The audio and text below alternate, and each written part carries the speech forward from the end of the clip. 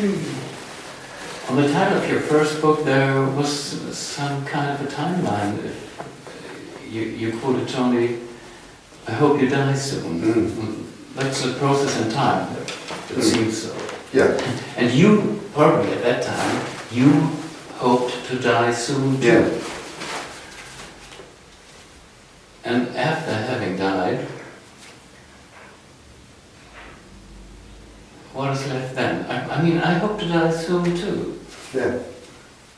And it's the nature of language, it's the nature of thought that we have to speak in this way, as if there's time, as if there's a past. And this character, if you like, has again, quotation marks in the air, has a memory of events that happened, that were written into a book. This even has a memory of writing that book in something called the past, and that's a story, and all there is this. And those memories can only arise in this. It has to sound like a paradox. I mean, it would be very easy for me to sit here and say it's a paradox, but I'm not. I'm going to assert that it's not a paradox, but that it sounds like one. A huge amount of what we talk about here sounds very paradoxical. So yes, there's a memory of Tony saying that. And that memory obviously has to be about something called the past, and yet there is just this. And what I would say is the actual experience when the sense of self collapses, and I'm going to assert this because it's the experience here that I've talked to other people as well, so I know it's a fairly common experience, is that I'm going to call it apprehension. The apprehension of the past, or the awareness of the past, is like memory remains, but the kind of emotional reality of it collapses.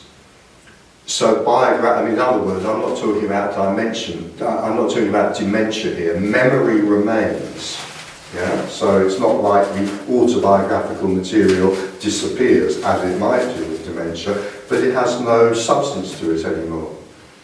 The reality of it goes out of it. It's no different to something that the person might remember having read in a novel. I mean, I use an image for this, I don't know if it helps, but I say that for the person, the one who feels himself to be separate, you could say that the memory of the past is like a three-dimensional model. And the three-dimensional model, it's obviously not the same as this, but there's a kind of reality to it. And you can kind of, if a model village, for example, you can kind of get into and sort of walk around and inspect everything. And it's just an image, but what I say is that when, even with a split second of seeing, just a split second of awakening, the reality of the past can collapse so that instead of being that three-dimensional model, it becomes a two-dimensional picture. It becomes like a photograph or a painting. And the point about a painting is that all the information is still there, but you can't get inside it and run around in it, so it has much less reality.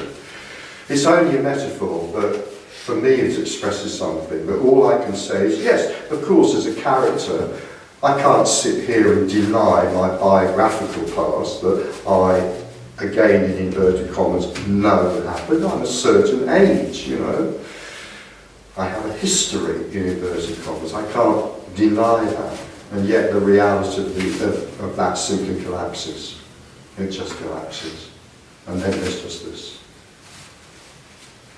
It's like, in a way, what naturally happens, and this can happen, as I say, just with a split second of awakening, what naturally happens, with of course no input from the person, is what quite a lot of spiritual techniques are aiming to produce from a kind of effort of the will. And suddenly, out of nowhere, that can just naturally happen. And then it made me realise not just that those spiritual practices are unnecessary, but they could never have produced that. It's like, you know, that which is done through the will can never produce the disappearance of the will. God, sorry about that. That sounded a bit Nietzschean, didn't it? I don't know where that came from. But anyway, I'll stand by it. That which is produced by the will can never lead to the disappearance of the will. that which is produced by the apparent self, the unreal self, can never lead to its collapse. The collapse of the unreal self happens spontaneously. It can have nothing to do with me. It can have nothing to do with who or what I believe I am. And even nothing to do with visiting talks like that? No, unfortunately. No, and nevertheless keep coming and see what happens. But you see, the other way of looking at that is you don't visit or come to talks like this. You don't. In any sense. This is simply what's happening.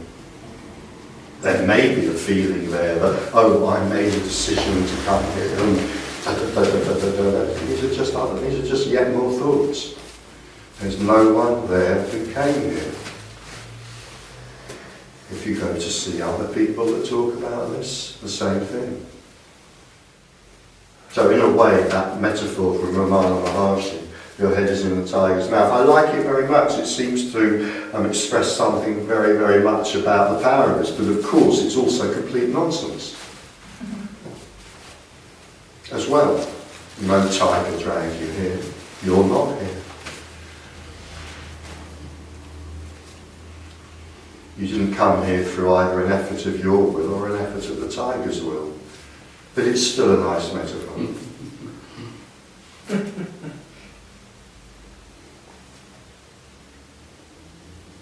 Another way of putting this is simply what's unfolding. And because we sometimes have to talk in terms of time, always, always, always, this is simply what's unfolding. Whatever's happening is simply what's unfolding. No person, no will making it happen. That the more I understand you, the older the memories appear in me. And do you understand? Not sure, the older the memories. The closer I came to the point you described, the more the self goes away, but then there arise stronger memories that are hidden before. So I don't understand it. Neither do I. It's just more of what's happening. I have unsolved problems from the past that are still memory somewhere, and that keep me here in this duality. The search for enlightenment for me is kind of escape from the unsolved puzzle elements. Yeah. So if I let the search for this go, then the puzzle appears more and more.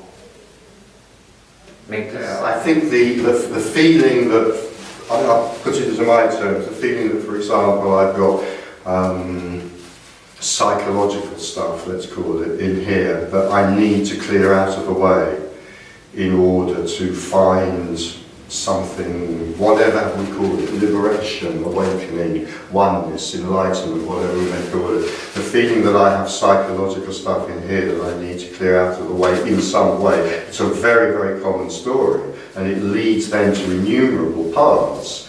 It might lead to the path of, say, being with a guru whose energy can somehow, and whose techniques can somehow help me clear out this stuff. It's just a story. To psychotherapy or something. Yeah, exactly. To keep me trapped. Well, if you like, yeah, I'm not going to say to keep you trapped, but absolutely, it's just a story. And you've reminded me of another important element in what we're talking about here. I think maybe someone will throw that in now. But what we're talking about, what I'm talking about when I talk about awakening or liberation or seeing oneness, none of which are good phrases, but never mind, is I'm talking about something which is, this is also not a good phrase, but I'm going to use it, which is an energy shift. You know, it's not a change in, it's not just a change in thinking or a change in the story or something like that. It is an energy shift.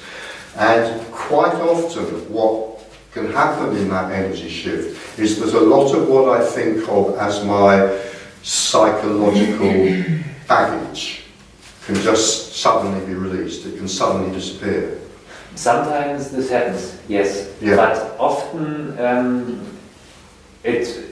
the freedom happens more often with time.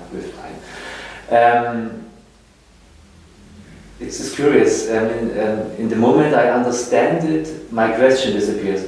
Right, yeah. So I have no question currently. Okay, well if you have no questions, I have no answers, so that's a deal. Is this the reason why I'm searching to get power? I don't know what the reason is that you're searching, other than it is the human condition. It's the normal condition of those who feel separate. To be searching, not necessarily to be searching spiritually, of course, that depends on the character. But in a way, the essential point is that living in separation, living feeling separate, going back to the beginning of what I was saying, it's difficult, it's painful some of the time. It's not surprising that we all seek in our different ways to make it feel more comfortable. It's like try to find something that is stable. But maybe there isn't nothing Of course that there is isn't. stable. There's nothing, well, there's no thing that's stable because everything is continually in flux. There's no possibility of stability in things, but because what we're talking about here is everything which is never stable and nothing which in a sense is always unchanging. I mean, in other words, the stillness and the silence is unchanging. It doesn't get more stable than eternally unchanging. So stillness and silence is eternally unchanging. But it is also manifesting everything that changes. So everything in what could be called the story, everything in what could be called the character, everything which could be said to be happening is constantly changing. There's no stability whatsoever, but it's arising out of stillness and silence. So the stability, the search for stability is also arising from somewhere. The search for enlightenment, the search for stability, the search for power is just... All manifestations are the same thing. They're all manifestations of the fact that, in a way, the one who feels separate is eternally condemned to be searching. So what is Not when I say eternally condemned, I don't mean all the time, by the way. Thank goodness there are moments of peace, particularly, for example, when we're in dreamless sleep, which is probably why we have dreamless sleep, because otherwise we go mad. But for a great deal of time, again in inverted commas, the one who feels separate is condemned to be searching, because they're condemned to feel unsatisfied. And in a way, it makes no difference what that search is for. However, it could be for wealth, it could be for power, it could be for this or for that, it could be for holiness, it could be the search for how to please God. It's all the same, really. It's really all, how do I put an end to this sense of dissatisfaction? How do I put an end to the fact that I feel separate and that therefore nothing quite works? Things can kind of work quite well for a time sometimes, but essentially and eventually, I think I'm particularly proud of that phrase, essentially and eventually, nothing quite works as long as I feel myself to be separate. So we get what we want and then we want something else. Until that collapses. When it collapses, it's simply no longer the case. And then what's left? Just life happening. It feels like watching a movie. Yeah, that's a good metaphor as well. Is it time? Yeah. For tea Yeah. and biscuits? Yeah. We might come back to that after tea then, that movie thing, because it's a very good metaphor. I was about to expatiate on it, but that would keep us away from tea. I don't want to do that. So we'll take a break now then.